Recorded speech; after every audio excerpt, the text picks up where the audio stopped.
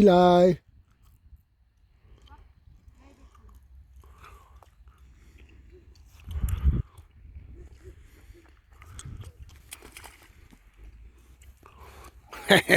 Islandı değil mi?